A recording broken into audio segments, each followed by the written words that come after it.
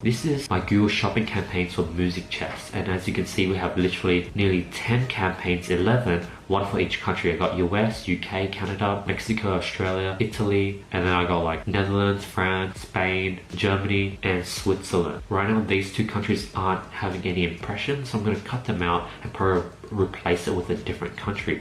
But as you can see, we're literally spending money in all these countries, and stuff like we've got to sell from Spain with, you know, that's roughly 4 USD for that one purchase, which is just insane. We've got 2 purchases in UK, and these are all still optimizing. What I've noticed is that Google shopping campaigns probably take several months to really optimize.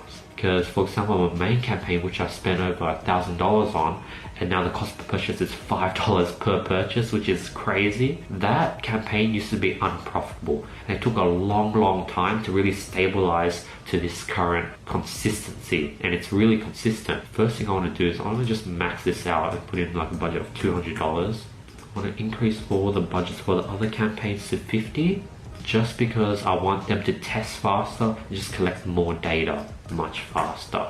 Now, as you can see, on our Canada, Mexico, and Australia and Italy, we spent over 27, 37, 45, 65 for 0 conversions, and that's totally fine because we're just collecting data at the moment.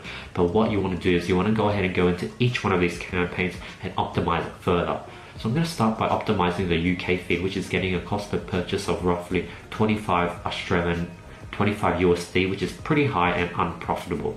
So I'm going to go in, go to product groups, I might go to products, sort by most spent.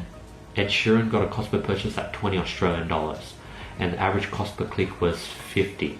So if I want a cost per conversion of roughly, say, $15 max, which is roughly 25% less, I'm going to have to decrease the average cost per purchase by 25%. That means I have to set the max cost per click to roughly 38 cents.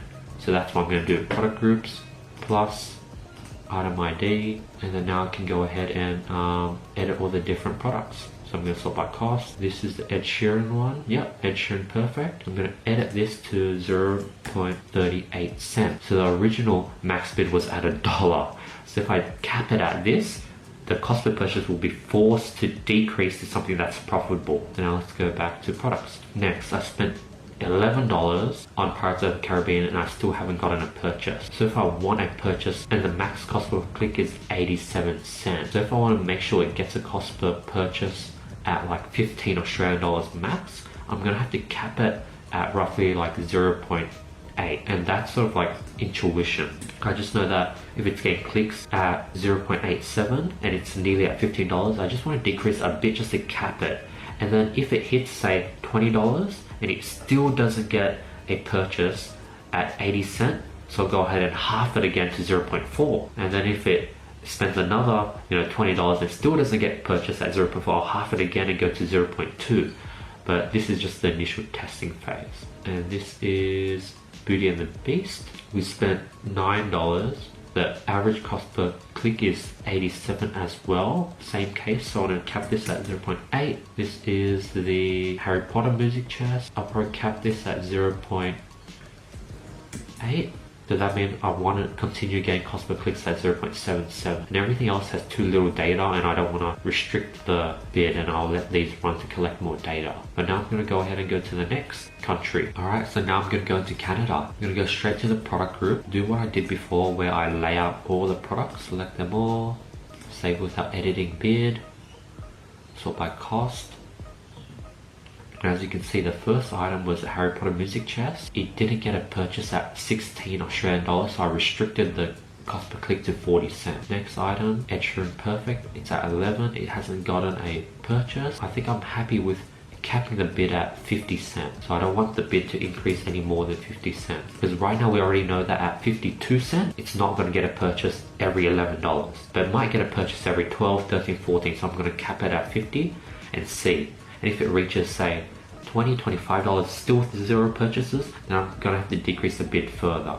So everything is based on conversion rate. There will be always a sweet spot where you will be profitable. For example, let's say your conversion rate is 2%. 2 people out of 100 clicks would always purchase. So that means you eventually want to find the profitable cost per click, where 50 people click, you're going to get one purchase. So you want to go ahead and calculate how much it's going to cost you to get 50 clicks where you're profitable, and then you divide it to find out the cost per one click. And that's sort of what I'm doing. I'm trying to find that sweet spot for the perfect cost per click that will be profitable, just like my US campaign that has like 5x ROAS, spending $1,000 to make $5.5 thousand. $7 spent on this. This is a Sailor Moon. It's at 84. I think I'm happy at it at 84. I think I might cap it at 85. I don't think it would be profitable if it went any higher than 85. So now let's go to the next country. Mexico. Product groups, plus, item ID, save without editing bids. Okay, interesting. So let's see this. This is the Moana, $8.